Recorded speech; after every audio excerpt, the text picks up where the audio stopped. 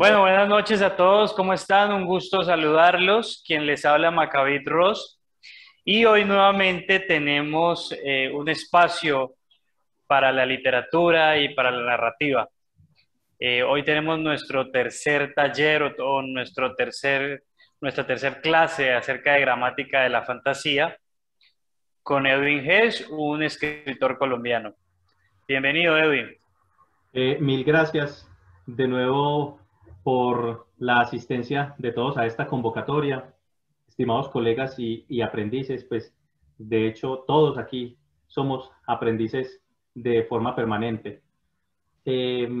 La sesión de hoy, pues también hace parte de gramática de la fantasía, pero ya está un poco más aterrizada hacia temas relacionados con teoría literaria y con técnicas que están un poco más ajustadas a la literatura realista. Me voy a permitir compartir pantalla porque igual antes de entrar en materia, pues queremos ver cómo fue la experiencia de todos ustedes o de quienes pudieron participar frente a la composición de los textos de forma libre y espontánea con base en las técnicas que estuvimos estudiando.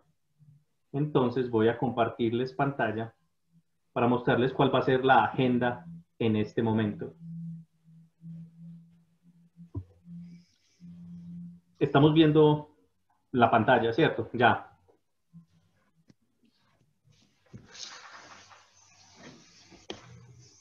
Tercera sesión de gramática de la fantasía. Esta va a ser la agenda. Voy a hablarles un poquito sobre lo que vimos la clase pasada para quienes no pudieron participar en ella. Posteriormente vamos a socializar los escritos por parte de algunos participantes frente a las técnicas expuestas en las dos sesiones anteriores. Y la sesión de hoy gira en torno a tres temas, como allí lo dice. ¿Cuál es la perspectiva en la narración o la perspectiva del narrador? ¿Cuál es la postura que el narrador debe adoptar frente a los personajes y el contexto?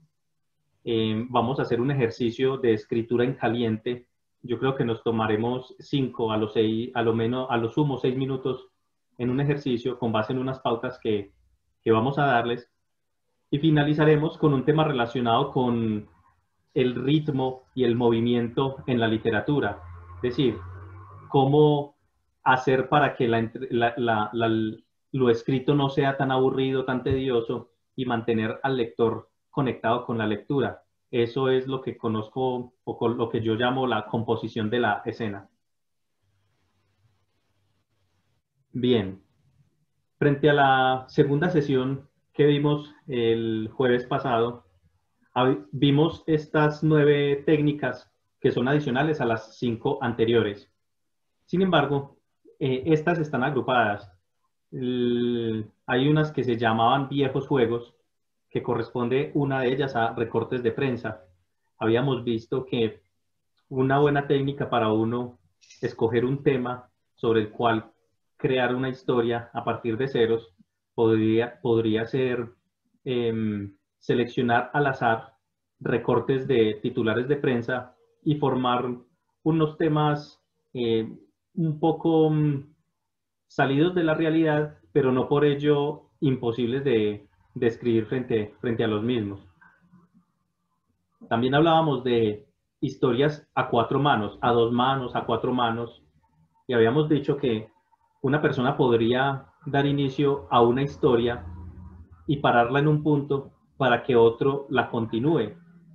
Y a pesar de que pueda tener la idea inicial del primer autor, él le va a sumar su experiencia, su conocimiento, su creatividad y también va a llegar hasta un punto en que le va a pasar lo escrito a otra persona para que él cierre la historia y finalmente se presentará una historia a 3, a 4 manos que de alguna forma corresponde a los criterios de la gramática de la fantasía.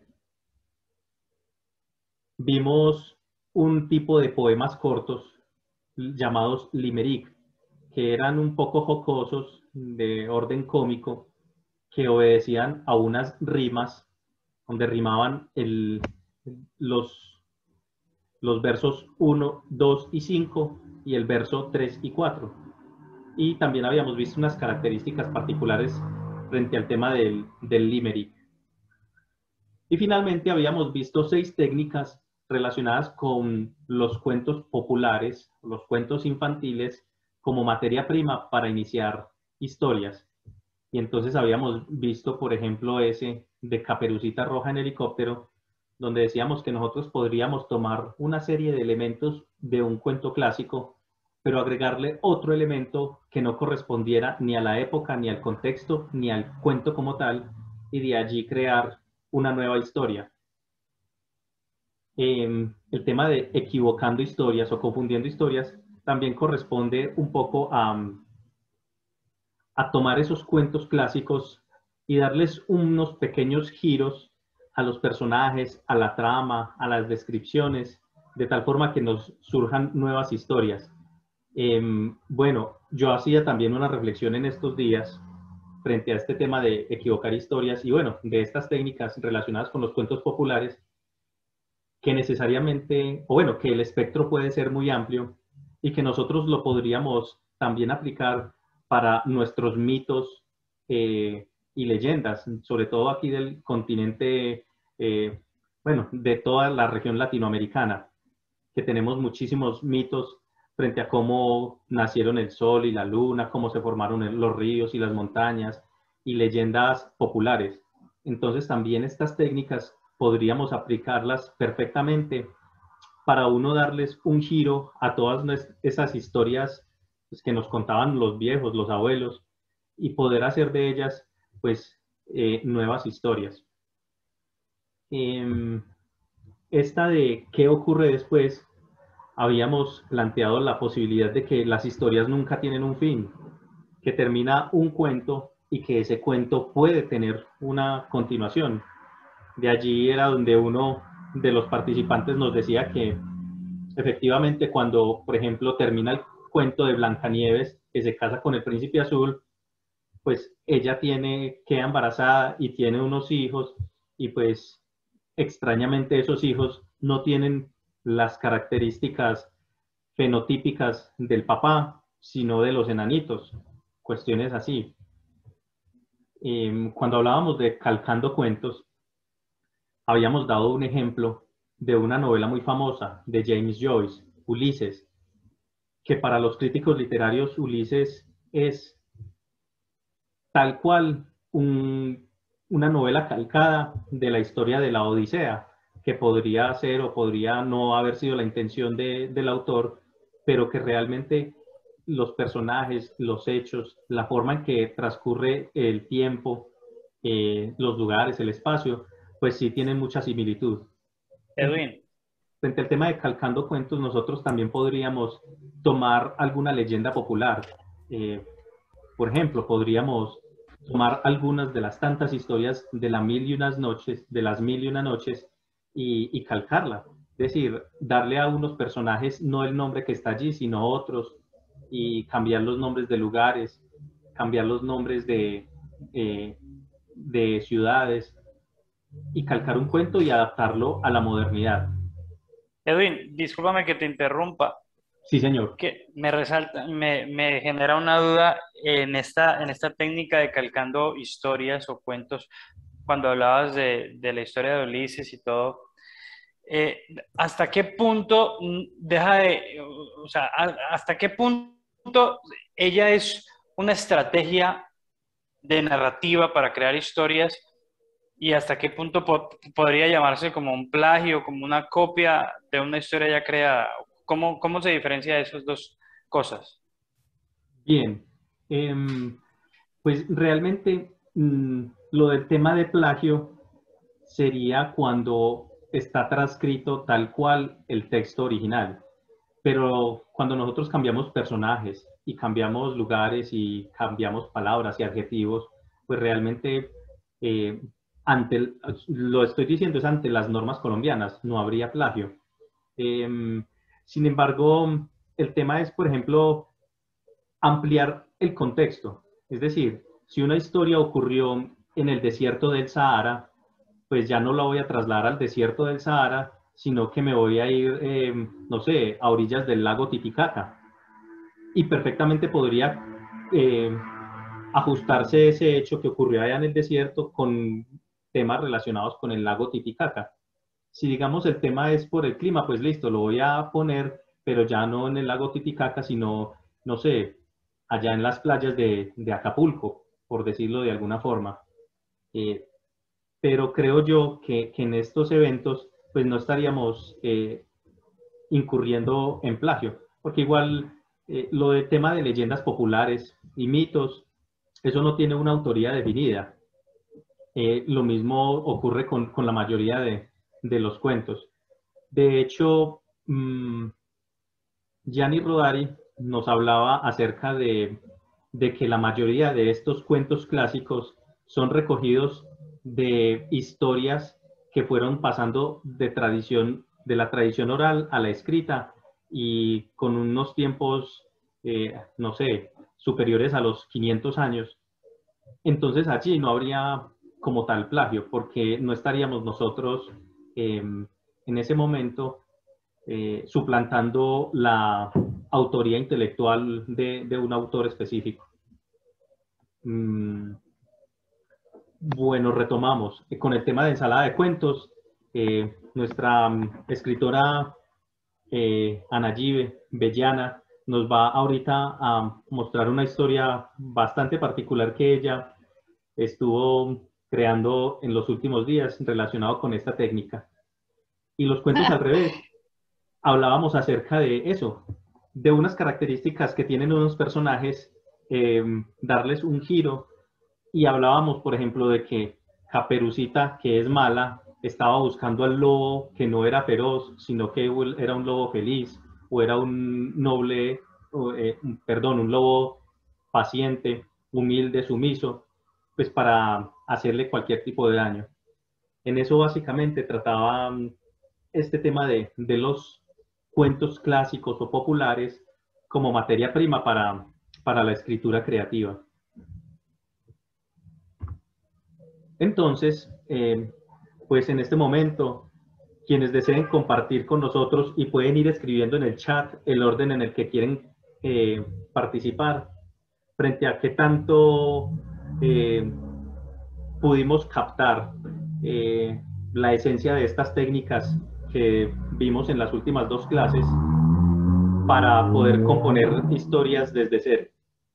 De pronto alguien que quiera participar, si Ana Gibe está lista, no sé, podríamos empezar. Sí, aunque Gio me ganó a decir yo. De Ahí acuerdo. en el chat. Nuestra compañera Bueno, Alejandra también yo participó, entonces, utilicé, pues bueno, vamos aquí en el orden en que pedimos la palabra. Apreciado Gio, ¿qué nos tiene para hoy? yo utilicé la técnica de cuentos al revés. Bien. Me escuchan? Sí, claro, perfectamente. Le llamé ni Blanca ni Nieves. Pobre reina Grimeldi, siempre sufriendo de bullying y abusos a mano de la hermosa Blancanieves, solo porque un espejo de uno de los hostales del reino decía que era la más hermosa de todas las trabajadoras del lugar. Lo que no sabía era que los 7 enanitos eran quienes musitaban tras él y aprovechaban para hacer de las suyas mientras la miraban cumplir con sus deberes. Manzanas, manzanas, acarameladas, gritó una anciana, quien de buena fe le regaló una. Pero la malcriada de Blancanieves de un empujón la mandó contra una zanja y continuó parada en la esquina esperando lo que más le gustaba. Fin. ¡Epa!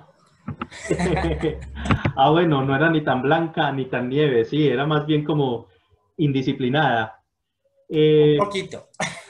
Me gusta mucho y de rescatar que tiene buen ritmo, es decir, pues que la forma en que está escrito tiene unas pausas, pero que también tiene buen ritmo, de tal forma que hagan la historia interesante de escuchar. Me gustó. Bellana. Bueno, hola. Si se corta, quito el audio, el video, que es que yo estoy entre dos, Edwin, de pronto sí para aclarar. No sé si está este cuento entre equivocar historias o ensalada de cuentos. Me salió largo, me salió 4 cuartillas, entonces no las voy a leer todas porque pues voy a leer la primera Vale. y ya yo creo que de ahí se saca. Entonces, inicio. Se llama Un mar de cuento. En el reino enorme del océano vivía Sirenita, la más hermosa doncella. Era tan bella que la madrastra malvada de su amiga Blancanieves no le preocupaba ya su hijastra, que también era bella, pero no tanto como Ariel. Sin embargo, el hechizo no lo lanzó ella, fue una hada malvada. Al nacer Sirenita, sus padres hicieron una fiesta para darle la bienvenida al mundo e invitaron a todos los habitantes fantásticos de tierra, aire y mar. En representación de la tierra fueron duendes, hadas, trolls, unicornios, gnomos, gárgolas, faunos, cíclopes, ogros, los gigantes y los enanitos. Por el aire asistieron dragones, esfinges, arpías y el ave fénix. De mar fueron muchos los invitados. Era su princesa. Estuvieron presentes ninfas, caballos de mar, pulpos, sirenas, peces de todos los colores, las tías cuchas, las ballenas, tiburones también, aunque les prepararon una mesa aparte y muchos más. Al hacer presencia su padre, el rey Tritón, todos guardaron silencio y las hadas más poderosas de todos los reinos presentaron ante Ariel sus dones en muestra de respeto y solemnidad. Le dieron el don de la belleza perpetua para que con su esplendor conquistara tan solo al observarla y las madrastras se resignaran a su edad. El don de una bella voz para que su cantar atrapara al príncipe digno de ella y no le tocara besar un sapo como a su amiga Diana o volverse un ogro para estar a su lado. El don de la riqueza y así pudiera comprar las marcas Versace Camaleónica, Victoria Secreta del Mar, Gucci de Seda, Prada del Bosque, Valentino Oceánico, entre muchas otras cosas, no tan necesarias, pero lindas. Ya casi culminada la entrega de obsequios a la princesa Ariel, cuando un enorme ya casi culminaba la entrega de obsequios a la princesa Ariel cuando un enorme remolino se produjo y como salida de ultratumba apareció ella, el hada más malévola de todos los tiempos, Cruela de Medusa, con sus serpientes renovadas. Venenosamente ofendida por no haber sido invitada a la celebración, lanzó un hechizo a la hermosa princesa, otorgando el don de la curiosidad extrema, diciendo que al cumplir los 16 años y tuviera que cantarle a los marineros, no se resistiera a salir a la superficie donde moriría por falta de oxígeno. Nadie pudo evitarlo, porque sus ojos estaban cerrados por temor a ser convertidos en piedra. Bien. Gran Lo trabajo. dejo ahí porque es más Ani, largo, ¿no? Ani, me Señor. gustó mucho. No es una ensalada, eso es un sancocho de cuentos. Y bueno, sigue el resto, le metí hasta inclusive cuestión del medio ambiente, así como para resumir un poquito. Cuestión porque, o sea, al morir, al dormirse bueno, después llega el hada maléfica, invocada por el papá de Sirenita, entonces cambia un poquito o suaviza un poquito el hechizo, los manda a dormir, entonces todos se duermen en el océano. Al dormir el océano, pues sabemos que el agua es tan necesaria, pero entonces se forma una costra, tapa todo, hay miseria, viene la hambruna, viene la sed. Las princesas se unen para ir a buscar al príncipe que la va a salvar, que vive en el desierto, que pues obviamente le puse desierto a Aladino. Bueno, ahí más o menos va. Pero es bien lograda. Y mira lo que, pues tú ahorita empezaste diciendo algo de lo cual yo ya había hecho alusión en talleres pasados. Nosotros tenemos la licencia para escribir. Nosotros escribimos. Así suene presumido, pero si hay lectores a los que no les gusta lo que nosotros escribamos, pues realmente no es la culpa de nosotros como escritores, sino ya eso obedece a tipos de lectores diferentes. Entonces nosotros tenemos la licencia para escribir, para inspirarnos, para hacer uso de nuestra creatividad o nuestro ingenio, para darle rienda suelta a nuestro teclado o a nuestro lápiz y papel para escribir. Entonces es válido, realmente es válido lo que escribiste. A mí me gustó también. Realmente es un buen ejercicio y con mucha práctica yo sé que es perfectible. Seguimos. ¿En cuál estaría? En Ensalada el de cuentos. sancocho de cuentos. ¿En la ensalada? Sí, claro. Ok, bueno. Eso es una super ensalada, Ali. Bien, bien, me gusta, me gusta. Alejandra hizo un limerick. Sí, pues yo no sé si me quedó bien, pero yo exploré esa técnica. Bien. Entonces, dice, no le puse título. Dice, en mi loco amor te convertí. Durmiendo, comiendo, riendo, contigo me divertí. Volamos descendiendo al infinito, amándonos como bebiendo vinito. En mi loco amor te convertí. Bien. ¿Alguien tiene alguna observación que hacerle?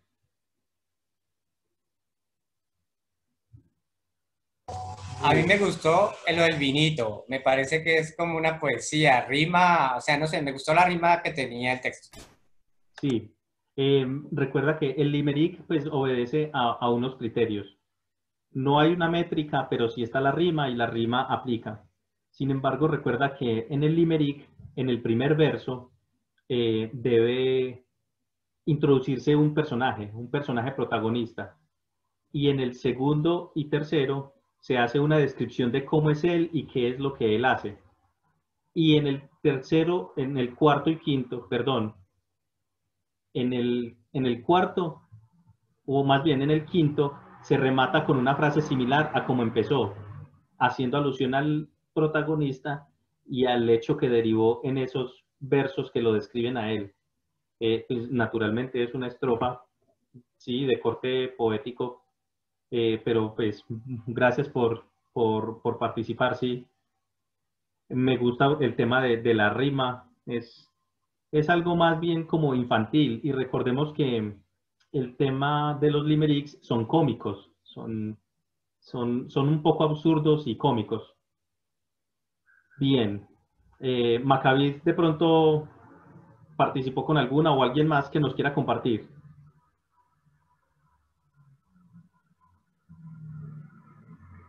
No, bien, listo, entonces retomamos aquí nuestra sesión.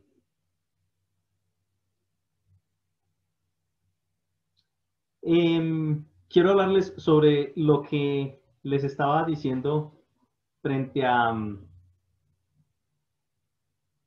cómo nosotros, como narradores, debemos tener una capacidad amplia para percibir todo el mundo que nos rodea, pero también para percibir las imágenes que tenemos en la cabeza y cómo vamos a construirlas y a deconstruirlas y cómo vamos a desplegar todos esos atributos de nuestros personajes. Permítame, antes de que se me olvide, voy a pegarles ahí en el chat el enlace de la segunda parte de la sesión por si de pronto se desconecta esta. Listo. Edwin, pero creo que salió un letrerito que decía que hacían extensiva la... ¿Ah, sí? Hace un rato salió, sí. Ah, bueno, vamos a ver. Por si las Sí, moscas... yo también lo vi. Ah, qué bueno. Es que hace 8 días también pasó lo mismo, que pues como era la sesión gratis y cuando terminaron los 40 minutos no se terminó la presentación, pero bueno. Entonces, ahí estamos viendo la presentación en PowerPoint, ¿cierto?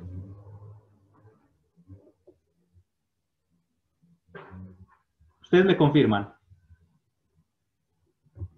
Sí, señor, estamos viendo. La presentación en PowerPoint. Sí, se ve. Bien, listo. Perspectiva en la narración, Raúl, ¿sí? espérate. Listo. Entonces les decía que Bien, componer un texto implica de entrada tomar unas decisiones. O sea, nosotros como narradores, como escritores, cuando vamos a escribir un texto, tomamos unas decisiones sobre el punto de vista, ya sea el punto de vista de forma singular o múltiple, o externo o interno a la historia, para darle cuerpo a lo que vamos a escribir. Es precisamente la adopción de un ángulo de observación de los sucesos por parte de un sujeto que somos nosotros, lo que le va a conferir a una serie de hechos el carácter de historia. Ahora bien, en toda historia, bueno, y hago un paréntesis aquí, entendamos como historia a cualquier género literario que pertenezca bien sea a la lírica, a la dramática o a la narrativa, ya sea un poema épico o una obra de teatro cómica o una novela o un cuento. Entonces, retomando, les decía que en toda historia hay una relación dialógica entre ese sujeto omnisciente, que es el narrador, que a veces es el escritor, o ese sujeto con limitaciones, y la persona a quien va dirigida esa historia que el narrador está escribiendo. Dice así, voy a ponerles aquí esta diapositiva para que nos fijemos en algo.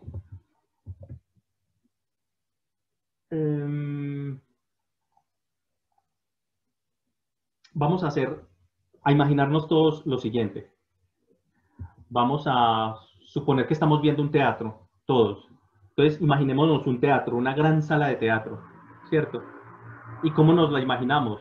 ¿Cómo son los colores que nos imaginamos? ¿Cuántas sillas? Si son poquitas, si son muchas, si es un teatro nuevo o viejo, si está muy iluminado o no, si tiene lámparas o si no las tiene, si tiene palcos, en fin. Y entonces nos vamos a imaginar ese teatro, ¿ya? Debemos abarcar tanto cuanto más sea posible todas las características de ese teatro para poder nosotros como narrador plasmar la idea del teatro en el papel. Pero entonces ahora bien, vamos a decir que yo no soy ese narrador omnisciente, que yo no estoy viendo el teatro. Vamos a decir que nosotros somos una persona que está detrás del telón y que está mirando hacia afuera, hacia el público. Vamos a pensar que nosotros somos esa persona. Entonces es una actriz. Y entonces esa actriz, ¿cómo se siente en este momento? Está ansiosa, está nerviosa. Esta es su primera presentación en este teatro y es la primera vez que va a personificar el papel que le correspondió, o por el contrario, ella ya tiene muchísima experiencia y está viendo con mucha alegría y entusiasmo el público, sabiendo que ella va a salir y va a hacer un excelente papel. Ahora trasladémonos al público.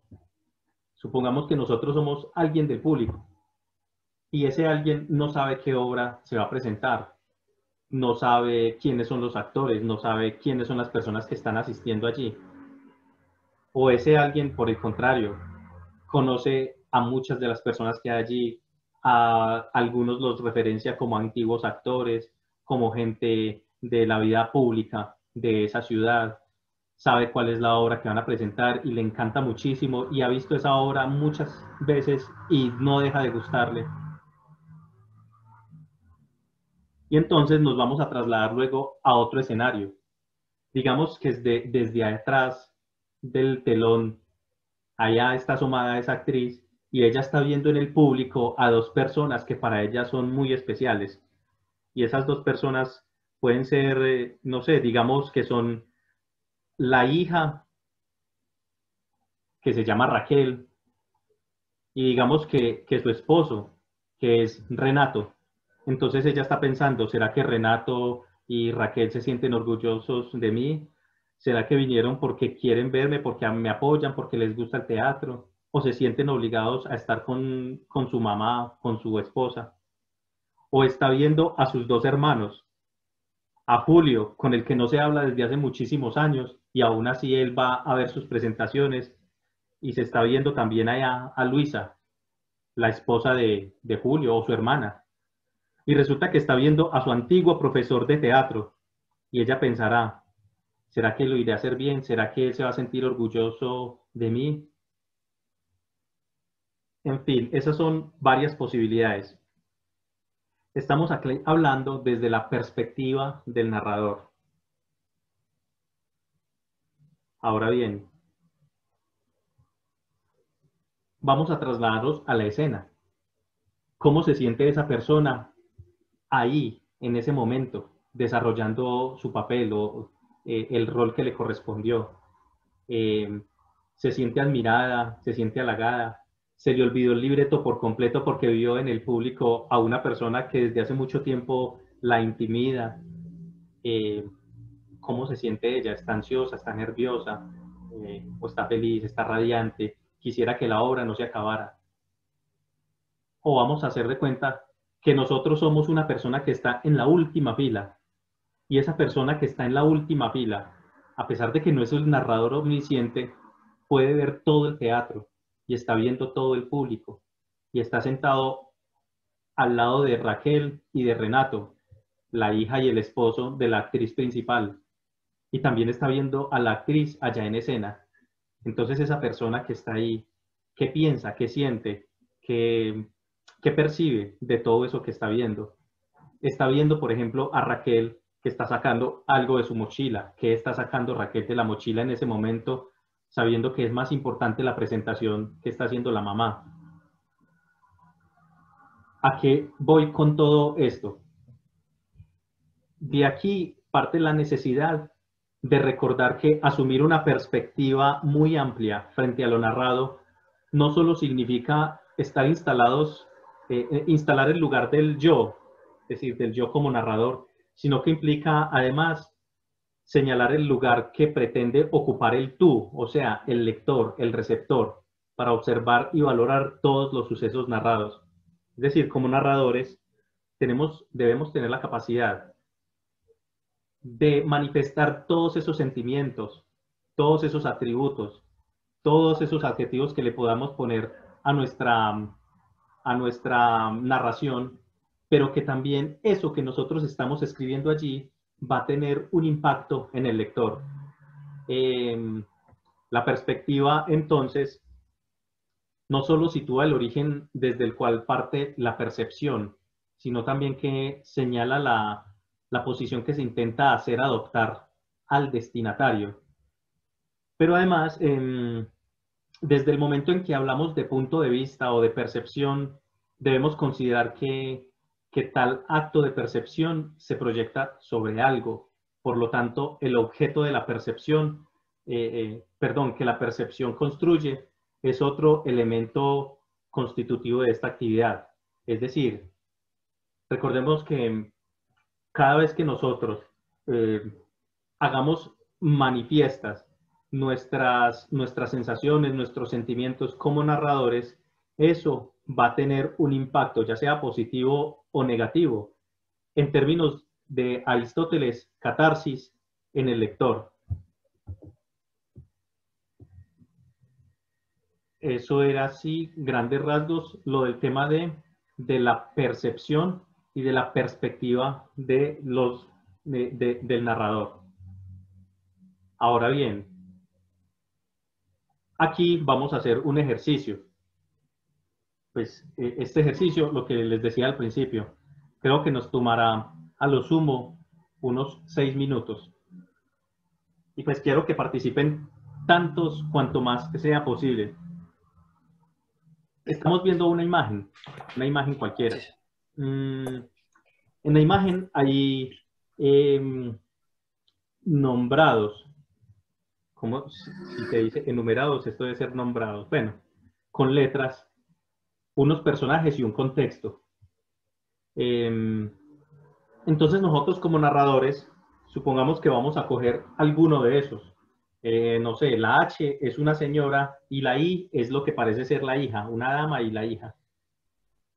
Frente a todo eso que nos rodea, frente a esa época, frente al escenario, a la ciudad, a todas esas personas que hay por allí, ¿qué están pensando esa señora o esa muchacha? Y ellos en qué términos manifestarían o expresarían eso que están viviendo en ese momento. Y cuál es el influjo que ellos quieren causar en la persona que lea lo que ellos van a escribir o que escuchen lo que ellos van a decir. Hay un muchacho, un voceador, la A y la F también parece ser, son voceadores de periódicos, de prensa. ¿Cómo ven ellos el mundo que les rodea? ¿Cómo se sienten en ese momento? ¿Son felices o no lo son? Entonces, si podemos hacer el ejercicio, Alejandra, tienes la palabra. Eh, sí, es que veo que, por ejemplo, la B es el bus, el tren, no sé, El y la tranvía. E es como la torre. Entonces, esos también, como le ponemos voz a esos, o Sí, mira, la B es un Sí. tranvía, la E es como toda la ciudad, aunque pues sí, quedó ahí en la torre. La D es el carruaje. El carruaje y pues naturalmente el cochero.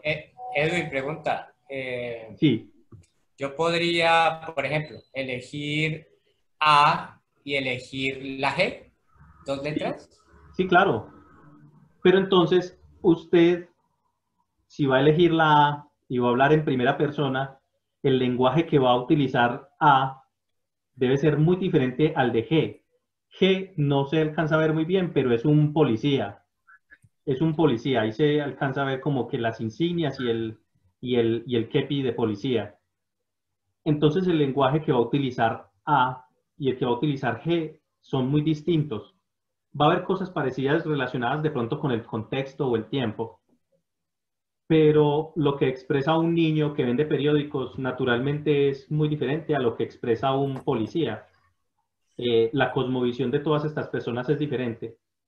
Entonces a lo que yo voy es que, digamos, podemos hacer un ejercicio nosotros como narradores omniscientes, dándole voces a estas personas y a esos y describiendo esos objetos que hay allí, la B, la D, la E, de una forma tal que nosotros podamos abarcar todo un espectro muy amplio. Y es decir, si, si el niño se refiere al policía como, no sé, honorable oficial, muy seguramente C, K y J no le van a decir también honorable oficial, lo van a llamar por el apellido, le van a decir, no sé, Dupont, o lo van a decir agente o cualquier otra cosa. Sí, sí me hago entender. Entonces, el ejercicio aquí es muy sencillo. Eh, Cada uno escriban ahí en el chat cuál personaje van a escoger. A, B, C, D, E, F, G, H, I, J, K.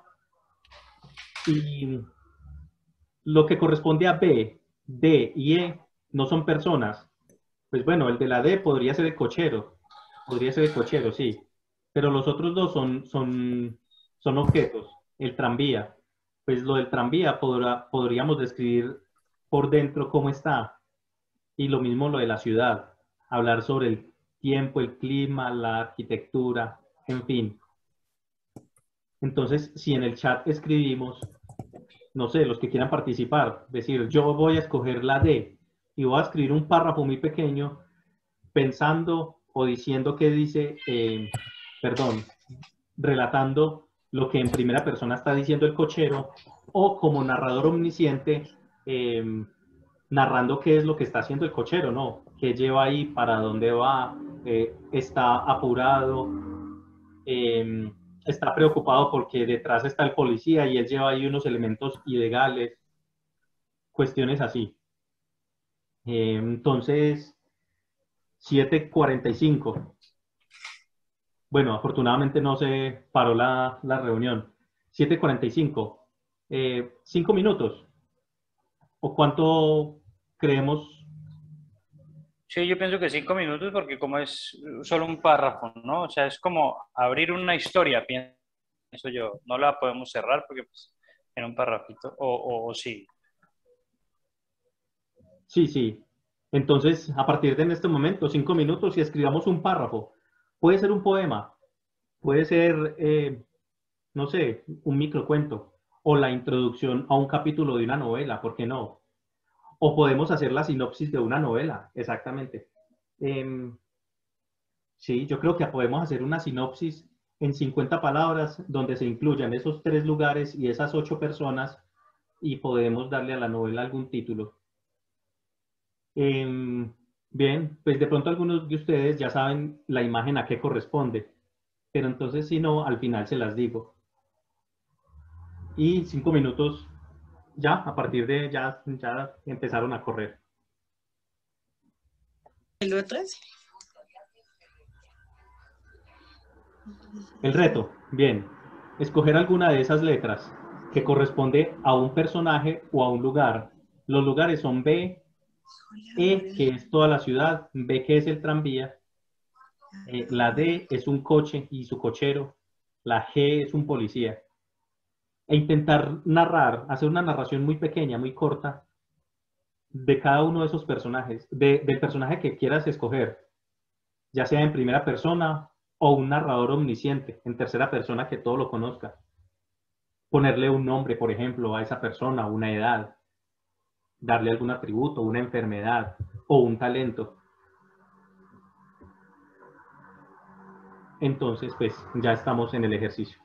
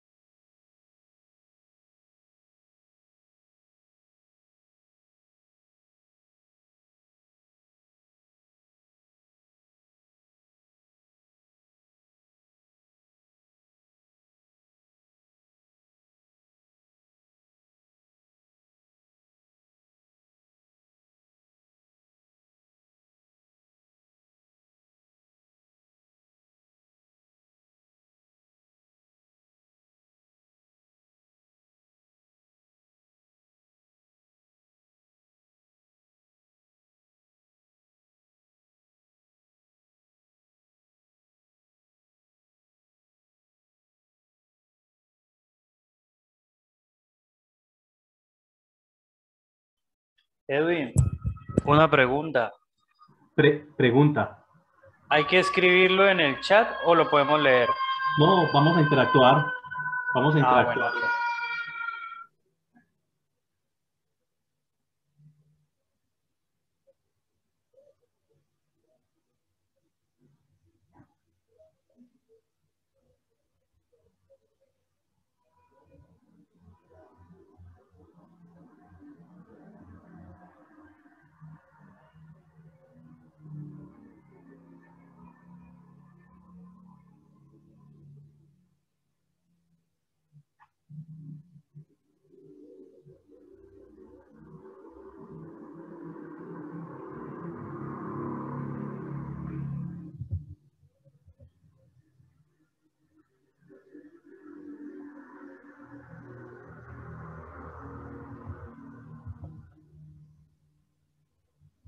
Pues igual en este caso lo que yo les decía era, naturalmente en el momento no hay tiempo, pero como narradores el tema es ir tan profundo como nos sea posible en lo que en la imagen que nosotros formemos frente a un escenario en particular. Y entonces nosotros supongamos que esta imagen la tenemos en la cabeza y que si nosotros vamos a hablar de cada una de esas personas en tercera persona o en primera persona, pues el lenguaje va a ser diferente, ¿no? O si nosotros vamos a ser un narrador omnisciente, vamos a tener la capacidad de expresar todo lo que sienten cada una de esas personas y pues darle tantos atributos cuanto más sea posible.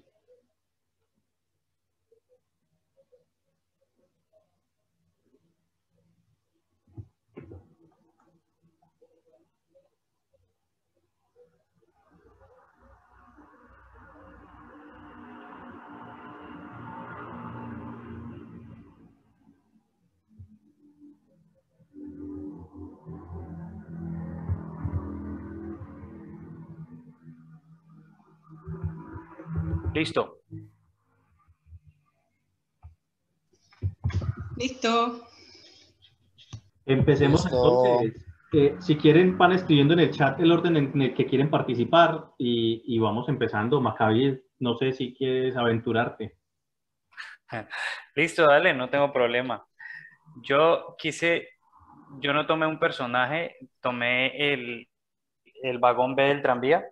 Sí, señor. Dice así. ¿Sí me están escuchando? Perfectamente. Bueno. ¿Quién podría imaginar que al construir el vagón FH7 del tranvía de la ciudad de Londres de los años 60, le daría inicio a lo que se convirtió en un infierno para muchos?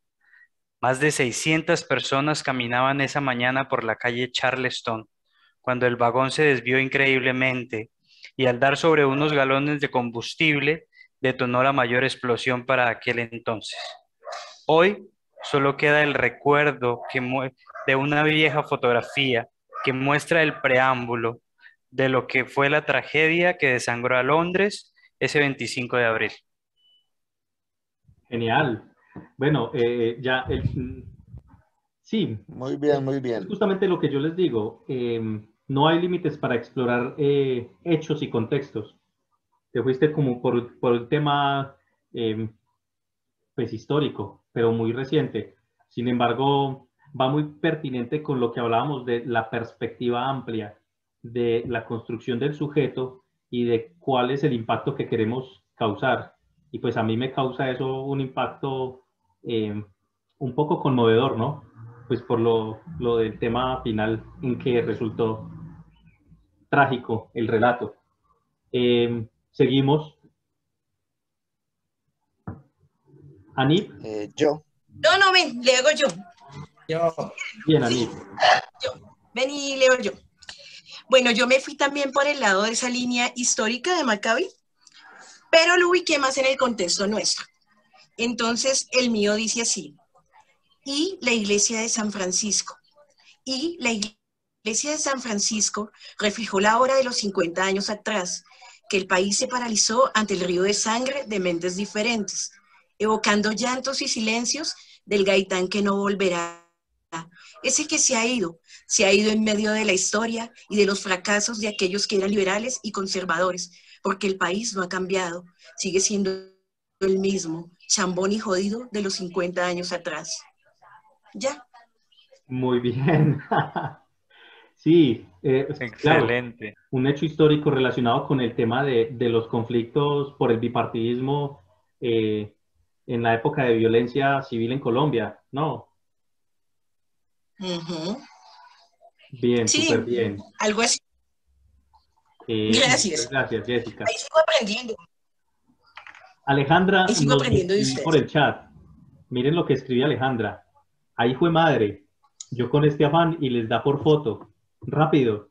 Que sonrían y que nada. Apúrense que el jefe, ya iba a llevarle el manuscrito, se lo juro. Ah, tanto alboroto. Y ni quedé bien en la foto.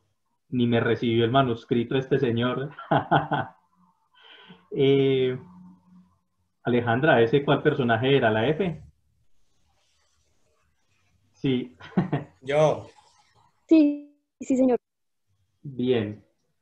Bueno, para hacer una observación acá, recuerden, bueno, en alguna ocasión yo les decía que el lenguaje debe también ajustarse al momento histórico, ¿no?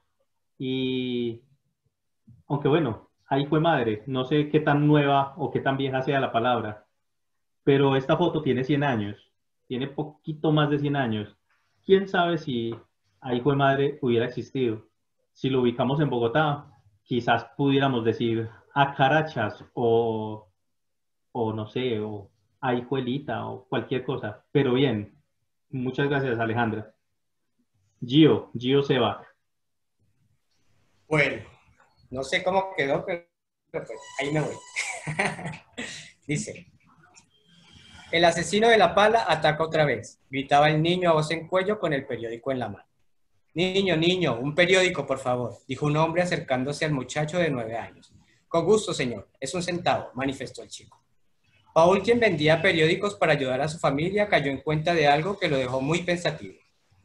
Según las noticias, el asesino siempre iba bien vestido y llevaba las uñas sucias y uno de sus pulgares sin uña. Se sentó en el andén y mirando el centavo en la palma de su mano pensó, de lo que me salvé, ese hombre sin uña era el asesino. Opa, bien. Estamos muy macabros hoy, muy macabros, pero bien, también muy pertinente. Yo veo en ese relato que para ser un ejercicio corto y de escritura caliente está muy bien elaborado. El tema del asesino de la pala es muy pertinente. Bueno, hay un taller que en algún momento daremos relacionado con los tótem en la literatura.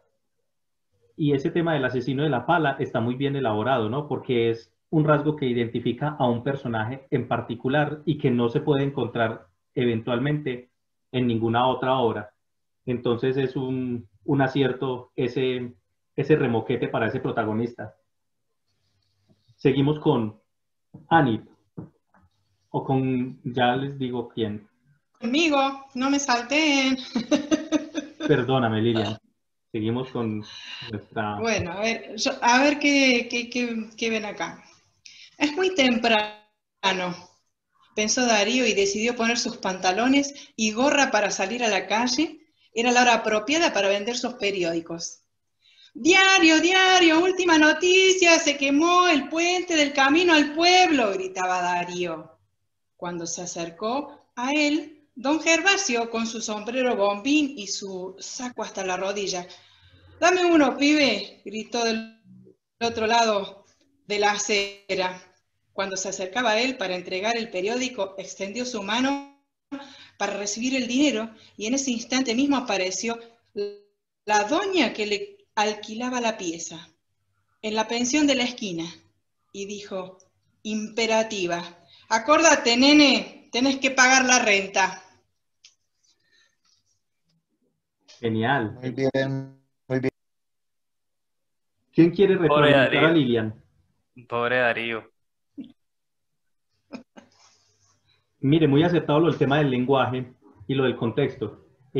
Justamente los voceadores eh, en tiempos muy antiguos hacían eso, contar la historia antes de vender el periódico y ponerle cierto dramatismo a la actividad de vocear para que pudieran vender lo que estaban vendiendo. Muy bien. Seguimos con Ana Give. Bueno, ahora sí. Siendo niño, siempre me levantaba temprano. Tenía que entregar los periódicos antes que las personas salieran al trabajo. Era un recorrido divertido. Me gustaba mucho atravesar la ciudad. Mientras lo hacía, memorizaba los titulares. A la gente le gustaba que los leyera como recitando un poema. Además, algunos parecían premiarme por eso. Me daban pan o café o algún sobrado del día anterior. Algunas noticias no eran tan buenas. Esa no las leía cantando ni haciendo venia. Recuerdo el día que me tocó anunciar el inicio de la guerra. La Alemania nazi invadía Polonia.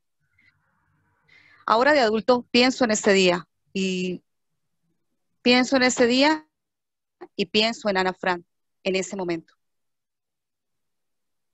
Muy bonito también, un tema de relato histórico. Bueno, ya ahorita voy a hacerles una observación a nivel general a todos. Finalizamos con Eric. Hola amigos. Buenas noches. Bueno, Bien. bueno, ahí va. Del Londres que conocí en los años 50 no queda mucho. El viejo tranvía que circulaba sin cesar de 5 a.m. a 10 p.m., transportando a los ciudadanos hacia sus trabajos y hacia sus casas, ahora es usado para llevar a turistas a recorrer la ciudad. Y ni hablar de los pequeñines que a punta de mentiras intentaban vender los periódicos matutinos. Todo ha cambiado. Parece que el tiempo hizo trizas todos mis recuerdos, y lo que ven mis ojos cansinos es solo el reflejo de una mala ilusión a la que no me acostumbro. El asfalto se siente frío, el smog me daña los pulmones, y hasta los policías de ahora siento que son menos eficientes que los de mis recuerdos. Oh, bello Londres, prefiero verte en mis sueños que a través de esta sucia ventana. Listo. Eric, ¿qué personaje era ese? De la B. Eh, sí, yo utilicé el omnisciente y sí, utilicé el B para relatar el tranvía, para utilizar al F, que es el chiquitín, ¿no? Y para escribir los que no están señalados, que es como el suelo que en este momento no estaba tan bien asfaltado como el Londres de ahorita, supongo. Entonces le di como ese concepto. Perfecto, mire. Eric se acercó mucho a algo que yo, bueno, algo que expliqué al principio cuando vimos la escena del teatro, y es no solamente ver los elementos que están aquí al frente, lo más al frente, sino que es ir un poquito más allá, más al fondo. Efectivamente, la imagen corresponde a Londres del año 1900, y esto fue restaurado por un desarrollador y youtuber ruso de nombre Denis Shiryayev, no sé pronunciarlo bien, ahí me excusan. El hombre a estos fotogramas le tomó más o menos a un fotograma de un video corto de unos 30 segundos de Londres, le tomó más o menos unos 8 meses restaurarlo, porque fotograma por fotograma los pintó manualmente. Efectivamente, sí, la imagen tiene 120 años. Y pues ese era el ejercicio, ¿no? Lograr percibir tanto cuanto más pudiéramos del contexto, de los personajes y de los personajes que están aquí, pero de lo que hay más allá. Me gustó que Eric, por ejemplo, habló de un personaje que no se ve, porque está allá dentro dentro del tranvía. Bien. Entonces ya este tema de la percepción del narrador o desde el narrador, lo terminamos con esta frase. En nuestras reflexiones, en esas que ustedes acabaron de decir, nos interesa incorporar los avances que la semiótica del mundo sensible ha realizado para comprender de manera más profunda el fenómeno de la perspectiva, con la finalidad de mostrar una pauta de lectura que permite captar la riqueza de significaciones del texto narrativo. Para esto, los críticos literarios son muy hábiles en auscultar muy en el fondo qué es todo lo que implica el texto narrativo, todos los significados y significantes de un texto narrativo. Por favor, no vayan a olvidar esa notica que les escribí ahí en el chat. Muy a propósito de la escena en el teatro, hay un cuento de Julio Cortázar que se llama eso, Instrucciones para John Hallwell, y ocurre justamente en una sala de teatro. Y se me ocurre ponerles este ejemplo porque el cuento empieza con John Hallwell asistiendo como espectador en las últimas sillas del teatro, y él tiene una panorámica muy amplia de todo lo que ocurre. Y cuando él ve que la obra de teatro no le gusta, ocurre algo muy particular, y entonces él se va adentrando en el mundo y en los personajes que hay ahí en el teatro y en varias historias, y es un texto muy interesante. Y al final tiene un final que eso es una completa bofetada para uno. Léanlo, léanlo, yo realmente les recomiendo ese texto. Y vamos a finalizar esta sesión con este tema, composición de la escena. Al principio les decía que algunos textos son muy aburridos de leer, pero bueno, naturalmente eso es la posición de uno como lector. Sin embargo, como escritores, debemos tener la capacidad de darle ritmo, de darle movimiento al texto, de tal forma que el lector se sienta un poquito atraído o muy atraído para continuar con la lectura. Resulta que cuando afrontamos la escritura de un relato o el capítulo de una novela, muchas veces nos dejamos llevar. En nuestra mente circulan personajes que actúan, que dialogan, se emocionan, recuerdan. Y entonces nosotros muchas veces nos acostumbramos a explicarle al lector lo que sucede en nuestra mente y nuestros personajes, por decirlo de alguna forma, se quejan, dicen, oiga, espere, ¿por qué le explica todo lo que yo estoy haciendo? Él nos está mirando o él me está mirando, deje que él vea, que él nos vea a nosotros y que él se lo imagine todo, ¿no? Deje lo que vea. Entonces, ahí es donde nosotros apelamos a darle ritmo, darle movimiento a lo que escribimos. De alguna forma nos las apañamos para que escribamos ciertas cosas a manera de indicio, para que sea el mismo lector el que vaya percibiendo o captando otros elementos que están en escena.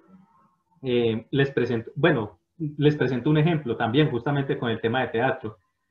Cuando uno va a un teatro, pues a ver una obra que van a representar, nadie nos cuenta qué hacen los personajes en el escenario. Uno lo está viendo, nadie está diciendo, ay, mira, la actriz principal se sentó, hay una cama por allá y el actor se paró en la cama. No, no, eso no nos lo cuentan, eso lo estamos viendo. Entonces, colocar a los lectores ante el escenario y explicarles lo que acontece solo cuando sea necesario para que comprendan qué está ocurriendo. Y entonces, para eso existen estos 4 elementos que se llaman acción, pausa, sumario y elipsis. Ahí se me fue una L en ese elipsis, que es con una sola L. Bien, la acción. Vamos a imaginar esta situación. Todos concentrémonos en esto. Un hombre va caminando por la calle, con la cabeza baja, la mirada en dirección al suelo, su marcha es pausada, tiene las manos en los bolsillos, va lento porque él sabe que en la posición en que va, pues es peligroso caminar rápido. De repente se detiene y en la dirección opuesta viene otro hombre con el cual pues se topa y ambos se miran fijamente. Cada uno pareciera estar escarbando recuerdos. Entonces, esta es una situación de partida, hasta que uno de ellos explota de emoción y sorpresa y empieza un diálogo. ¿Están escuchando? Armando, qué gusto verte. Estuve intentando comunicarme contigo. Súbele un poquito de volumen, se escucha muy bajito. Mucha emoción. Perdón, se me fue ahí el clic. De nuevo.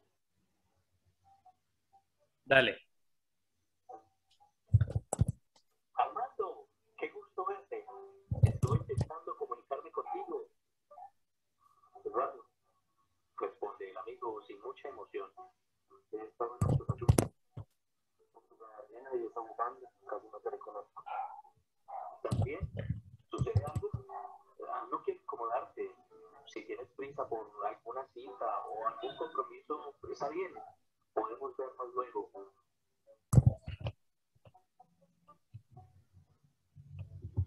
Bien, en algunos relatos es importante empezar con una acción, que es justamente lo que vimos ahí. La acción sitúa a los personajes en un tiempo y en un espacio específicos. El autor escenifica ante el lector lo que sucede aquí y ahora, en el presente del relato. Entonces, uno muestra a los personajes mientras actúan, le permite al lector que escuche sus conversaciones y le muestre lo que sucede. Sin embargo, vamos a introducir en esa escena un nuevo componente, que es una pausa.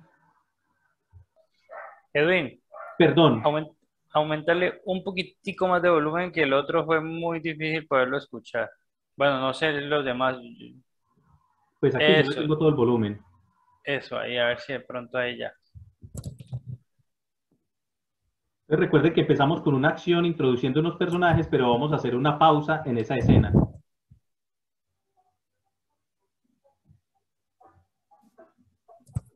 En ese preciso instante, la torre del reloj marcaba ya las 4 de la tarde. El Támesis se veía tan apacible que parecía que se pudiera caminar sobre sus aguas. La gente en las calles, al igual que Armando, daba la impresión de estar envuelta en pensamientos y recuerdos. En el altavoz de una librería se escuchaba que se pronosticaría una lluvia suave y prolongada. Que un buen libro sería una gran compañía durante estos fríos tiempos. El tema de la pausa. Tras un momento tenso, se introduce una pausa. El narrador aprovecha para proporcionar unos datos que permitan al lector instalarse en el relato. Puede ser información sobre espacios, ambientes, descripciones. La pausa es un recurso, como allí lo dice, es un recurso que posibilita la creación de atmósfera, configurar el espacio psicológico. También aporta cierta densidad al relato, envuelve a los personajes y permite situar al lector en un tiempo específico. No sabíamos al principio que se trataba, por ejemplo, de Londres. Entonces ya introdujimos al lector en este contexto. Bien. Bueno, en tema de la pausa, la información que se presenta ante el lector no explica ni muestra o no aporta datos que permitan comprender lo que está sucediendo en este momento. Si bien que en esa pausa no se dijo nada acerca de esos dos amigos o de la acción que está ocurriendo, sino que la detiene. Entonces vamos a ver cómo se configura la escena con esa nueva información. Vuelve una acción.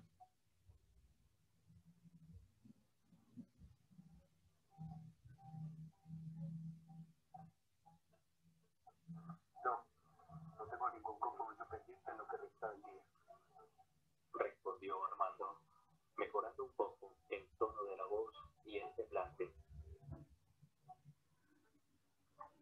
Entonces, ¿te animas a que tomemos un café? Mira que llevo un año en Londres y me emociona verte así de repente. Sí, Eduardo, en Londres, a las 4 de la tarde se toma el té. Bueno, que no sea café, pero tampoco té. Conozco un pub donde sirven la mejor cerveza del mundo y donde atiende la mujer más simpática de todo Inglaterra.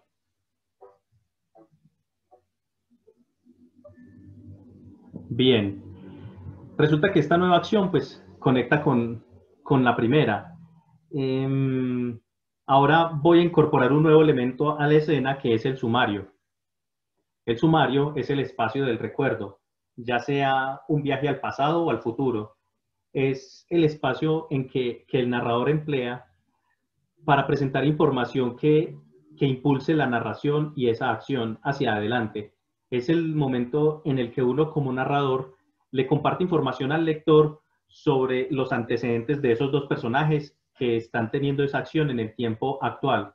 Es decir, le estamos dando algún dato que le permita comprender qué es lo que sucede en el escenario. Entonces vamos a la cuarta.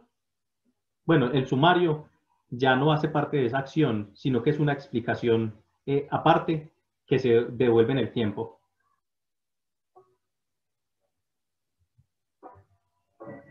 Armando y Eduardo fueron compañeros de la universidad hace unos años. Cada uno tenía gustos tan disímiles, pensamientos tan divergentes y puntos de vista tan aislados entre ellos, que no era posible imaginarse una amistad. Pero había una pasión que sí los unía, el fútbol.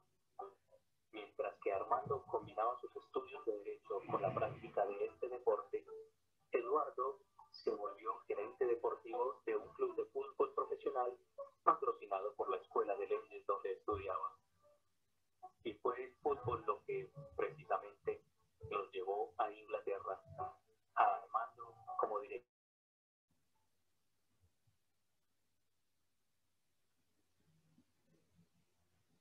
técnico y Eduardo como preparador físico de una escuela de pequeñas promesas de ese deporte.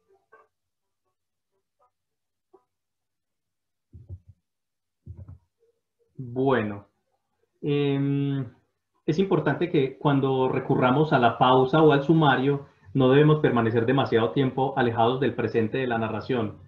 Cuando hayamos dejado caer ese dato o esa información relevante, esa que resulta imprescindible para entender lo que sucede, hay que regresar a la escena y volver a mostrar a los personajes en acción. Entonces, bueno, ha llegado el momento de volver a la escena de la conversación de Armando y Eduardo.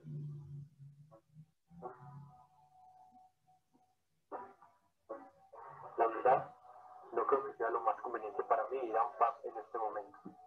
De hecho, no creo que nada en este momento de mi vida sea conveniente para mí. Lo siento, Eduardo. Bien, supongo que lo mejor será seguir mi camino. Cuando Eduardo terminó la conversación, desconcertado, sin despedirse, pasó por un lado de Armando. Armando, antes de que perdiera de alcance a su viejo amigo, lo toma del brazo y con voz conmovida le dijo: Eduardo, estoy enfermo.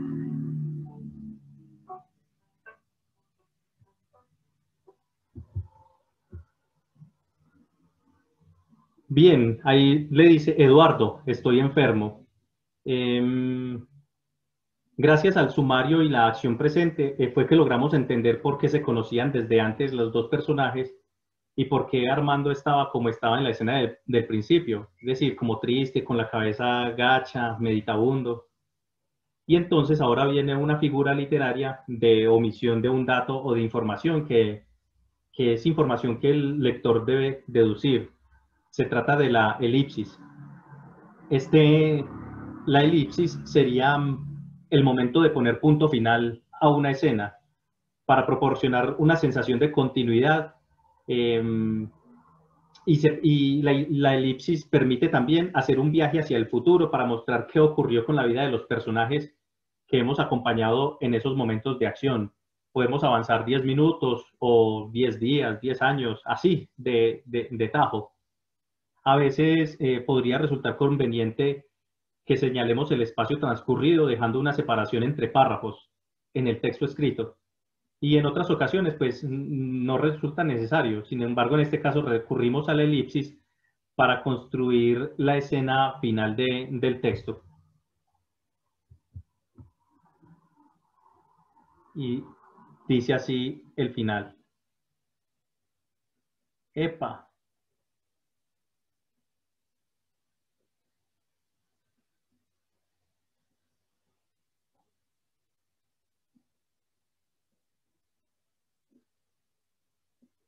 ¿Saben qué pasa? Que es que el enlace está encima de la otra. Déjenme, ya corrijo esto un momentico. Una pausita ahí pequeñita.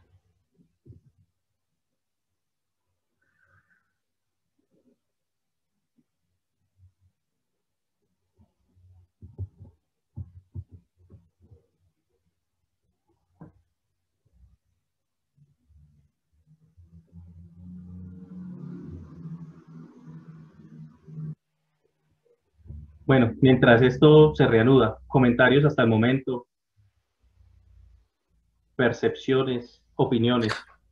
Pues Edwin, digamos que uno empíricamente a veces se ponía a contar o hacer historias sin conocer esto y por eso era que a veces, o por eso es que a veces como que no hay un hilo conductor y ahí es donde uno falla porque empieza a dar vueltas y vueltas y vueltas y no concreta. Ya conociendo esta composición de la escena uno ya tiene la base de cómo ir poniendo las palabras y las frases de manera de que podamos empezar con la primera acción y terminar en la elipsis. Me parece como muy chévere. Max, Gracias. proyecta ahí ese último audio de la elipsis, porque aquí Espérame, se pausó. espérame yo. Ay, pero ¿cómo comparto? Allí puedes compartir. Ya. Compartir pantalla. El anfitrión inhabilitó la función. Ah, tienes que autorizarme. Ya. Aceptar. Vuelvo. El anfitrión inhabilitó la función de compartir las pantallas de los participantes. Mira bien, a ver.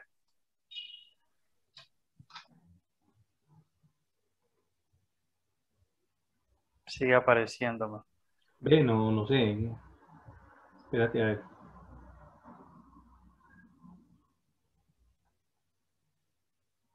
No, aquí ya voy a reanudarla yo, listo. Dale.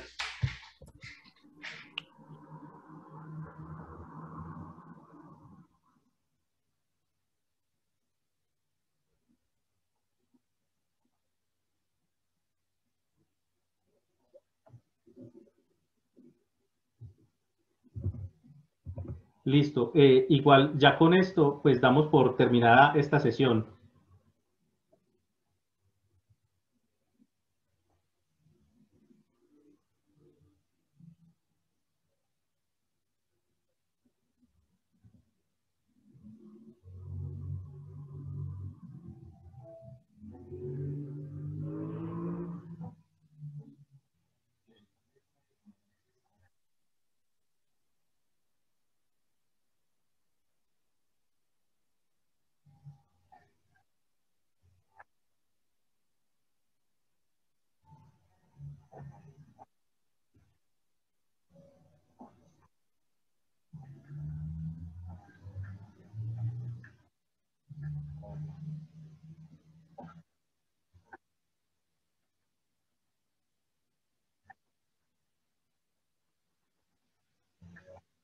Edwin, ¿ya la estás reproduciendo? Sí, señor. No, no escuchamos nada.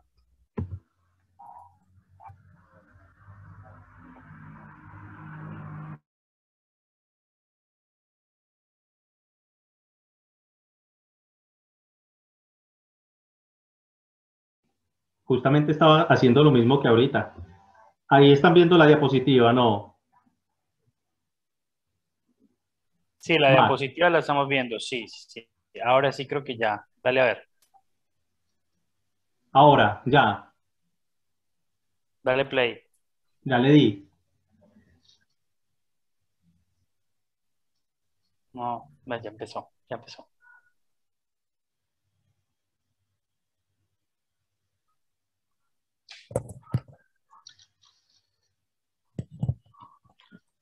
No, mi hermano, no escuchamos nada. No, nada. Acá.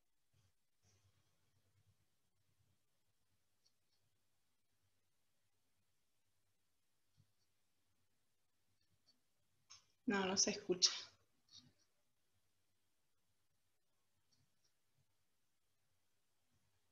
Estás muteado, Edwin. No se sabe qué pasó. Ah, venga, les pregunto, ¿quién es Moto G8? Que estoy anotando a los participantes para el tema del certificado, pero no sé quién es Moto G8. Está, dice Moto G8 Powerlight. ¿Quién es? MG.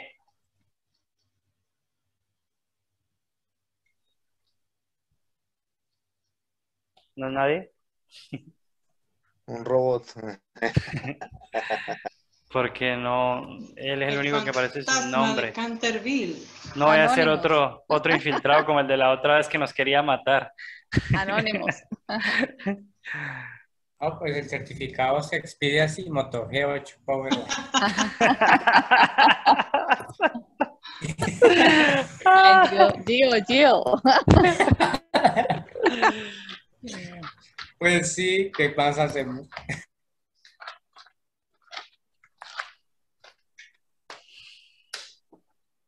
Elipsis.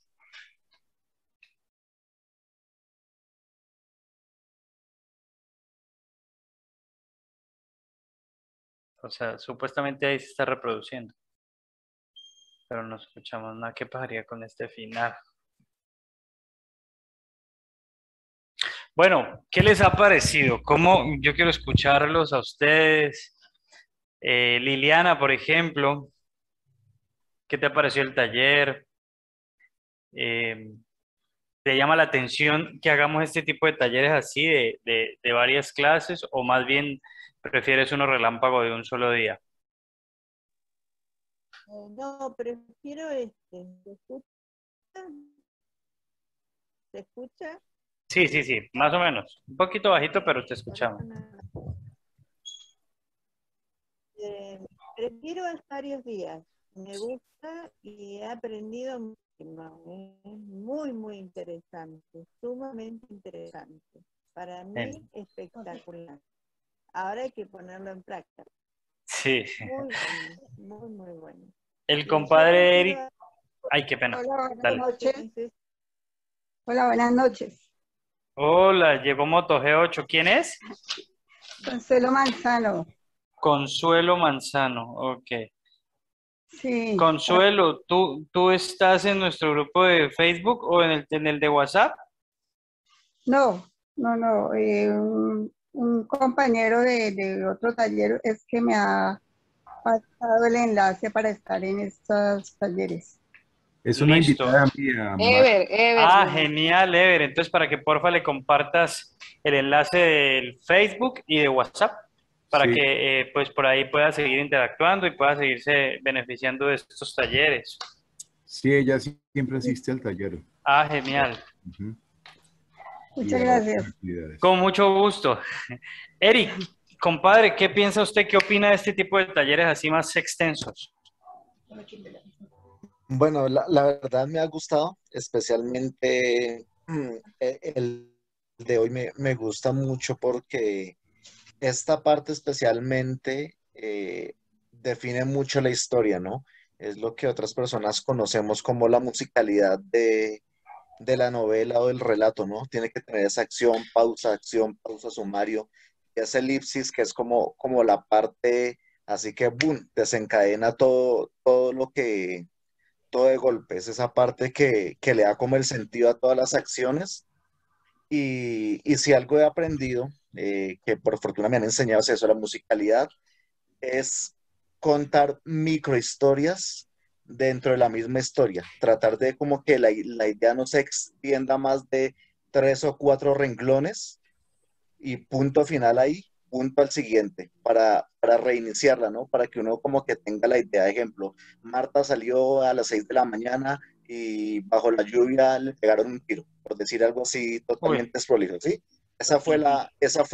Yo la capté, ¿sí? Cuando la historia es muy extensa y de pronto muy descriptiva, tiende a perder mucho el concepto. Entonces, lo que recomiendan los grandes escritores que he leído, por ejemplo, Gabriel García Márquez, no utilizar tantos adjetivos, ¿sí? Que nosotros tendemos a utilizar muchos adjetivos, ¿sí?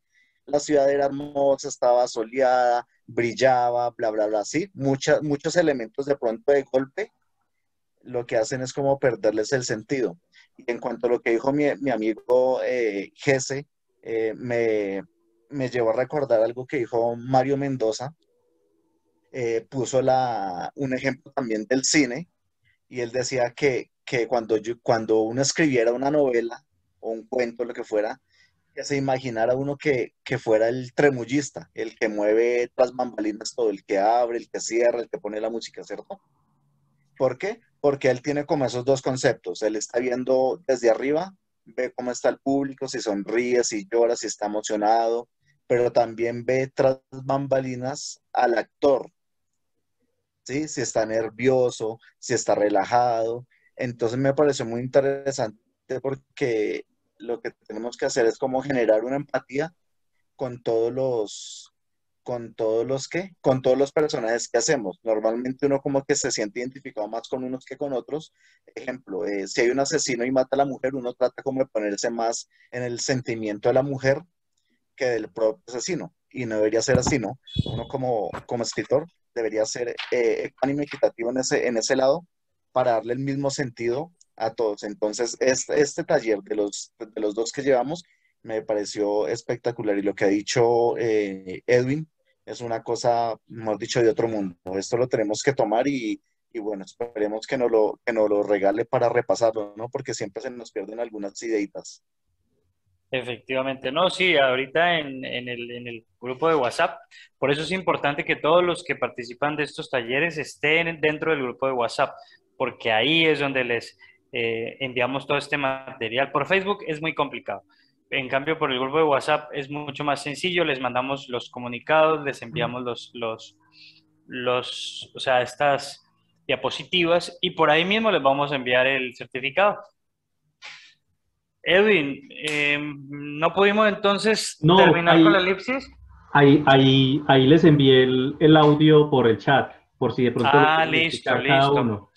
Eh, Yo sí quisiera preguntarte, Edwin, si hay posibilidad de que, bueno, no sé qué tan factible sea que nos pudieras compartir o sea, todos los audios de las acciones de la pausa, porque es que el volumen era muy bajito y veo que los has trabajado súper chévere y sería como bien poderlos volver a escuchar, pues ya bien con un sonido claro bien que sí. chévere. ¿Sí, Sí, sí, porfa? claro que sí, naturalmente. Pues yo los puedo compartir ahí por el grupo de WhatsApp. De hecho, yo no sé si la presentación se pueda ir por WhatsApp en formato PowerPoint porque tiene 10 megas de tamaño. Ah, ahí sí Eh, tocaría por y Drive, entonces enviar por el correo correo. electrónico. Yo se los Sí, comparto a todos ustedes por correo electrónico. eso sí. Nos escriben al grupo de WhatsApp el correo electrónico y de una vez hacemos el mensaje masivo y enviamos la presentación. La presentación ya tiene vinculados los audios, entonces no hay ningún problema. Y se los puedo enviar también individualmente. Listo, ¿no? Entonces, la tareita sería que cada uno le envíen su correo a Edwin para que, bueno, ahí en la diapositiva, en el grupo de Facebook, perdón, para que nos pueda compartir el material. Bueno, entonces, pues, Edwin, ¿algo más por decir? No, señor, no, eso era todo. Para dentro de 8 días vamos a hablar ya unas cuestiones muy generales del tema de Gianni Rodari, pues que ya, digámoslo así, ya son un poco más temas experienciales de él. Pero sí vamos a hablar casi toda la sesión sobre el tema de las funciones, o de más bien de la morfología del cuento, de las 31 funciones de las historias y relatos, cuentos de las que nos hablaba Vladimir Prop. Entonces esa clase va a hablar solamente sobre morfología del cuento, que nuevamente les digo, no asumamos el cuento como cuento, sino que es la morfología de una obra literaria a nivel general, llámese poema, llámese cuento, llámese novela o capítulo de novela, en fin. Entonces, eso, nuevamente en 8 días nos estaremos viendo. Bueno, no, pues muchas gracias, Edwin, por esta clase más. Realmente, uy, sí, como dice Eric, o sea, no puedo decir que una es mejor que la otra, pero cada una se vuelve más, como más, o sea, como que ya en esta segunda y tercera le vamos agarrando más el ritmo a la cosa. No sé, alguien tiene algo por decir, Lilian, ¿qué te pareció? ¿Cómo vas viendo este sistema de hacerlo más extenso los talleres?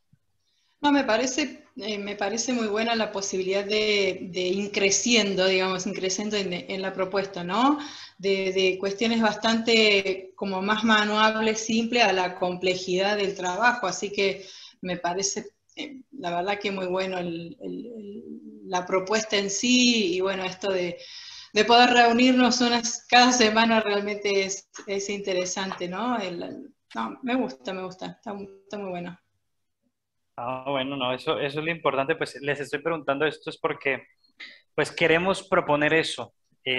Como nuestro objetivo es día a día irnos convirtiendo en una especie de escuela de formación literaria, entonces ir expandiendo un poco más estos talleres de manera de que puedan ser un poco más significativos o nos dejen un poco más, porque a veces con uno solo como que se quedan muchas cosas en el aire. Ya con 4 sesiones ya tenemos algo más completo. Nuestra Ani quiere decir algo. Yo siempre quiero decir. Yo sí dije. No, realmente felicitar a Edwin porque, uy, si uno, eso va así, eso es genial, todas las herramientas que puede uno tomar en las clases, ¿no? Y pues bueno, en 4 son muchas más y como tú dices, o han dicho también los compañeros, podemos ahondar un poquito más en algunas si se nos queda por ahí alguna dudilla. En cambio, en las de una clase, pues uno como que, pucha, ¿qué pregunto de esto? Porque no hay el tiempo, ¿no? Pero no, genial y Edwin, de verdad, felicitaciones. Te he entendido todo perfectamente y estas clases me han gustado muchísimo. Es más que vea, me animé y 4 cuartillas me salieron de este cuento. Sí sería bueno que lo pudieras muy compartir, divertido. ¿no? Para que Es lo muy podamos leer. divertido el cuento. Ay, sí, Ani, bueno. que lo pudieras compartir en el grupo de WhatsApp para que lo podamos leer todo. Vale. ¿Listo? Gio, no sé si Gio tenga algo por decir antes de cerrar. Sí, bueno, primero que todo, me parece que los talleres así de diferentes, o sea, más extensos, son interesantes. Yo quizá pediría o tendría una petición, no sé qué dicen las otras personas, que después de que se termine cada una de las intervenciones los jueves, sí quede como una especie de taller o un escrito para que nosotros, pues, o sea, lo que nos enseñaron lo pongamos en práctica Como y una lo tarea. mostremos exacto, que nos dejen tarea cada vez que tengamos un taller, porque pues hay muchas cosas que se pierden. Entonces sería interesante, digamos, por ejemplo, hoy nos dejara y dijera, bueno, hagan algo acerca de tal cosa, el jueves lo socializamos. Y el jueves próximo, igual. Entonces, así creo que uno pone en práctica lo aprendido y sale el error de pronto si algo no quedó claro. Es No, mi opinión. y me parece a mí muy acertado porque, bueno, no sé qué piensan el resto, pero estos ejercicios así en caliente, en donde Edwin puede estar corrigiéndonos o haciendo las observaciones pertinentes, pues es mucho más, o sea, se recibe mejor y uno aprende más rápido este tema de la narrativa que es tan amplio. Pues Edwin, no sé qué podríamos dejar de tarea para que la próxima clase le dediquemos unos 10 minuticos a revisar esos textos. ¿Qué piensas? La idea es buena, es muy buena. No me vayan a linchar por sapo, por favor. Sin embargo, no sé, lo que pasa es que yo siempre soy dado al sentir y al pensar del hecho de que nosotros permanentemente estamos escribiendo, y nosotros eventualmente no lo podríamos hacer esta semana, pero en algún momento, no sé, en algunos meses, en el momento que nos sentemos a escribir, de pronto vamos a rememorar y vamos a decir, ve, podría utilizar tal o cual técnica que hace algunos meses escuché o estudié, y entonces ahí es donde empieza uno como a desarrollar todo eso que ha aprendido. No, la verdad no sabría yo en este momento qué ponerles, y pues no sé, no me gustaría que fuera como una cuestión impuesta, sino que más bien en alguna sesión, cuando alguien quisiera hacer alguna intervención, dijera, no, es que con base en tal aprendizaje de tal taller, yo estuve escribiendo esto y quisiera compartirlo con ustedes. No sé si lo tengan a bien hacerlo así, o Maccabi, pues, es el director de la corporación, pónganos tarea entonces. O podría ser que cuando se termine la capacitación, bueno, esto es de 4 días, pues ya el próximo taller que se lance en Gramata tenga que ver con una de las técnicas enseñadas en la capacitación. Sí, efectivamente eso es lo que a veces se hace, ¿no? Utilizar esto para los retos. Pues yo la verdad sí pienso que estos ejercicios nos pueden servir mucho, en tanto que sí tenemos el arte de escribir continuamente, pero como les digo, hay muchos vacíos que tenemos y que nos parece súper chévere, Edwin, que los podamos compartir contigo para que tú nos des tu opinión. En ese orden de ideas, pues no sé. Propongo, ustedes me dicen si les parece o no. Hoy Edwin nos ha ejemplificado de una manera muy práctica el tema de la composición de una escena. Y vamos a tener los textos, de los audios y en WhatsApp y no sé qué. Pues, ¿qué les parece si nos lanzamos a construir cada uno una escena, o los que quieran, obviamente, que tenga pues todo esto, la acción, la pausa, y pues todo esto que vimos, la otra acción, el sumario, la otra acción, la elipsis, pues no sé, me parece que sería un ejercicio chévere. No necesariamente pues tiene que ser a manera de podcast como lo hizo Edwin, porque pues eso requiere de mucho trabajo, por eso le agradecemos mucho a Edwin por todo ese trabajo que está haciendo, que es excelente, pero sí lo podemos hacer escrito, no sé, ¿qué piensan? A mí me parece, y se puede socializar el próximo jueves antes de iniciar la capacitación como se hizo hoy. Pues a mí me parece. ¿Qué opinan los demás? Edwin, ¿tú qué dices? Dime. Se podría de pronto tomar de la pintura que nos colocó o de la fotografía que nos colocó, y los que elegimos un personaje, como modificarlo, inclinándolo, llevándolo a estos ejercicios, a la elixir, ya agregándole pues yo pensaría, Miani, que, o sea, porque en primer lugar todos los que están participando del reto de la pintura no están aquí y no están viendo este taller. No, ella no está hablando de la pintura, ella está hablando de la foto que Edwin nos mostró en la presentación. Ah, perdón, yo pensé que estabas hablando. O sea, que lo hagamos a través de la... lo mismo que hicimos. Que tomemos la foto y cada uno haga la escena de lo que eligió o de otra cosa que quiera acerca de la foto. Es lo que entiendo que... Sí, es eso. Y los que de pronto no tomaron a un personaje o no eligieron a uno, podrían de pronto complementar su ejercicio o completarlo o hacerlo si no lo hicieron ahorita en la clase. Pues bueno, pues no sé. Yo pensaría que podríamos dejarlo o el que quiera hacerlo libre o el que quiera usar la fotografía. ¿Qué piensan? Porque yo, por ejemplo, pienso que debería ser libre, porque ya el ejercicio de la fotografía, pues ya lo hicimos, y al nosotros volver a construir una escena con lo que ya hicimos sería, pues volver a repetir lo mismo que ya hicimos. Mientras que si lo dejamos libre, surgen nuevas historias. O yo diría que pues los que quieran libre lo hagan libre y los que quieran usar la foto también lo hagan. O sea, exactamente, sí, o dejémoslo así. Cada uno elige de la forma, la manera y la imagen.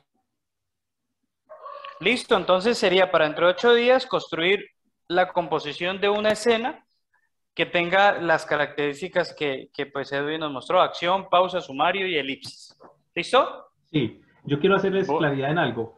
Yo puse ahí ese orden: acción, pausa, acción, sumario, acción, elipsis, pero podría darse el hecho de que haya solo dos acciones, pausa, sumario y elipsis, o que empiece, o que alguien empiece por el sumario, es decir, o por la pausa, describiendo primero un lugar y luego ir a una acción, O sea, estas algo no que llevan un ocurra en orden. ese momento, esa acción, y luego Estas pasar no llevan. al sumario y luego a la elipsis.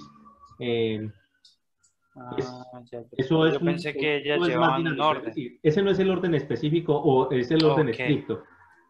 Puede darse también el hecho de que haya solo una acción, una pausa, un sumario y una elipsis. O sea, los 4 elementos Los así, de 4 una. elementos. Porque Acción, en el que pausa, hicimos hay, sumario, en el que elipsis y hicimos hay ya. 3 acciones, ¿no? Sí, señor. Ya. O sea que lo que puede variar es la acción. El resto sí van en el orden que van. Pausa, sumario y terminamos con elipsis. O Sí. ellas también se pueden alterar. Mire, la elipsis es muy importante que sí vaya al final, porque la Ok. elipsis es un salto en el tiempo y hacia adelante, en el que hubo cosas que no nos van a contar, pero que hay unos indicios sobre los cuales el lector se va a dar cuenta. Por ejemplo, pues bueno, les cuento, este cuento terminaba y ahí no decían que Armando se había muerto. Recuerden que en la última acción él le dijo a Eduardo, no, venga, Eduardo, la verdad yo estoy así es porque estoy enfermo. Ya, terminó. Pasaron muchos años. Ya después entra la voz de Eduardo a decir que a él en Londres le fue muy mal, que la mujer que conoció en el pub lo estafó, que no le fue bien en el trabajo como preparador físico en la escuela de fútbol y lo echaron. También le pasa otra cosa y al final dice, y bueno, y Armando, Armando siempre va a estar. Me va a complacer mucho que cuando yo me siente en mi casa a ver un partido de tal equipo de fútbol, escuchar que el nombre del estadio lleva el mismo nombre de mi amigo. Entonces a uno ya da por entendido que fue que Armando salió campeón con el equipo y luego falleció por la enfermedad que tenía y pues en homenaje le pusieron el nombre del estadio, Armando. Entonces es eso, la elipsis. O sea, la elipsis es como el cierre. Sí es un cierre y hay cosas inconclusas, pero hay indicios que le permiten al lector entender que algo pasó, pero eso no está narrado en el texto. Por ejemplo, Edwin, te pregunto, en el texto que me dejó pensando mucho, ese ejercicio que hizo Gio del señor que ve que las manos están sucias, que no tiene la uña. Entonces la elipsis es ese final en donde el niño dice, caramba, de la que me salvé, este es el asesino señor. de la pala. Sí, justamente. Es que, lo que pasa es que Gio ya sabía cuál era el tema de la lección que íbamos a poner. Yo no había visto las diapositivas. Bueno, pues les agradecemos muchísimo por haber participado de esta tercera sesión. Un abrazo para todos, pues son muchos, Ana Gibe, Alejandra, Benjamín, Dana, Jessica, Lilian, Marta, Saraí, Yansei, Consuelo, Ever, Edwin, muchas gracias a todos por participar y nos vemos, Dios mediante, dentro de 8 días a la misma hora. Un abrazo. Vale. Gracias a todos. Hasta luego. Chao a todos. Muchas gracias. Un abrazo Buenas y noches. que sigan las iniciativas como estas. Genial. Sí. Y que sigan los sancochos, Ana Gibe. Ani, no te olvides de compartir el texto. Bueno, Chao a todos. Que pasen buena noche. Chao, buenas Chao. noches. Chao, que descansen.